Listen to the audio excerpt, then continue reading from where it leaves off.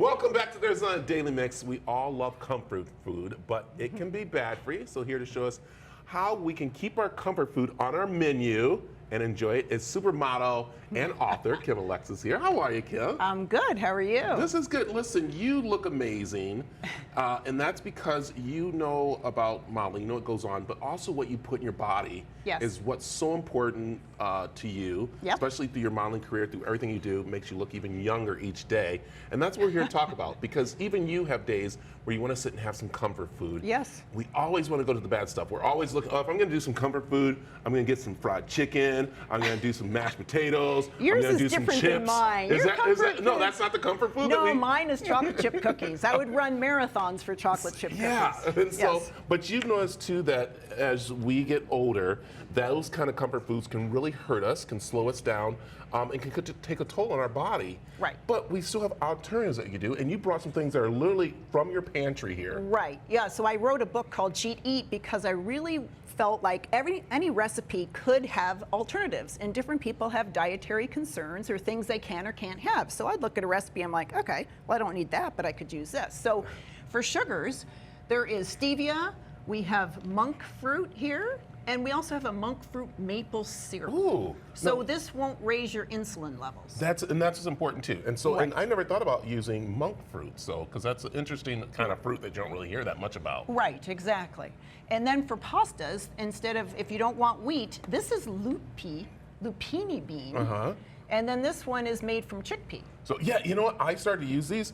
All you gotta do is season them up a little bit. Right. That's what everyone thinks when you get these kind of, non-pasta type stuff. It's not gonna be bland and everything like that. No. But you can season them up and they're very healthy. And there's many alternatives. I just brought two.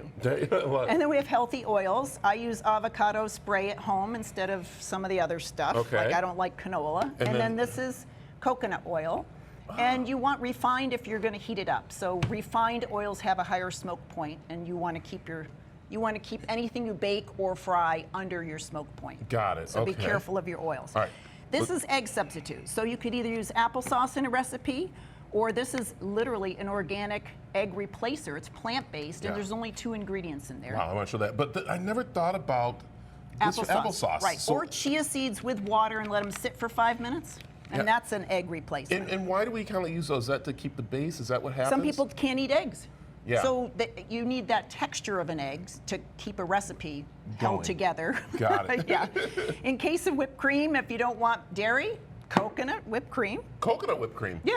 Ooh. Made with coconut oil. Oh, well, all right. And then different flours. So here's almond flour, and then this is einkorn, which is your original wheat. It has not been hybridized. Right. Most of the wheat, all in the whole world, has been hybridized. This is natural. And I want to show this because we were talking about, I'm like, what do you mean isn't wheat natural? But you're like, no, they've actually had to add things to it.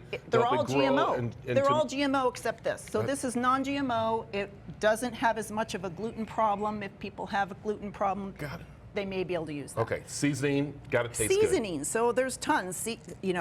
Pink sea salt if you want, amino acids instead of soy sauce. Ooh, okay. Nutritional yeast is good. I put it on my popcorn. Well, I want to show that to the camera so people can see like one of those, especially if you want to have that little treat. And then this other one I want to show too, because this is important right here. As you said, the oil, right? Is that the one? No, amino acids. Amino acids. There we go. Okay. So it's salty. So, okay, I like that. Okay. Yep. Now, drinks. And beverages. So if you don't want a Gatorade and you want something natural, coconut water is very good for you. And seltzer, bubbles. If you want bubbles, just water with bubbles. You know what's so funny? As I've gotten older, I've started to enjoy like the seltzer water, like not the flat water, and that's kind of nice, and we can put a little flavor with it, and it tastes pretty good. Yes, exactly. So, I like that. Okay. And then we made you. This is you have to try this. These are black bean brownies. There is absolutely no flour in there. They're made with a can of black beans. That's it. But we still have like the little treats there, a little bit of chocolate. So chocolate and some nuts. chips are there. Good. We put some walnuts in there. There's eggs and the cacao powder. The cacao powder that goes in there. So okay. So are you ready? So yeah, I guess so. I guess I'm usually having the bean burritos or something like this. So here we go. I didn't bring you a bean burrito. So there we go. All right. So let me. Oh. You cannot taste black beans. No. Not at all. Thumbs up. Yeah, that's very good. Oh, so this is pretty. I can have this at night, right? Yes. Yeah. Like, not too late, right? No, and if you want to change the sugar, you can put in the monk fruit, and then you're not going to have a sugar rush. No, I like that without this. I feel like I can taste sugar to it a little bit too. It's like nice and flavorful. I like this. This is so good. Everything in moderation also too, that's what you recommend, right? Right. Now I hear your favorite food is macaroni and cheese. Yes, it is. So there is a healthy alternative to that. There's a vegan recipe that uses butternut squash. And I was going to try and make you, but I didn't find the butternut squash anywhere. So make it instead of using the cheese and everything like that kind of, or? Yeah.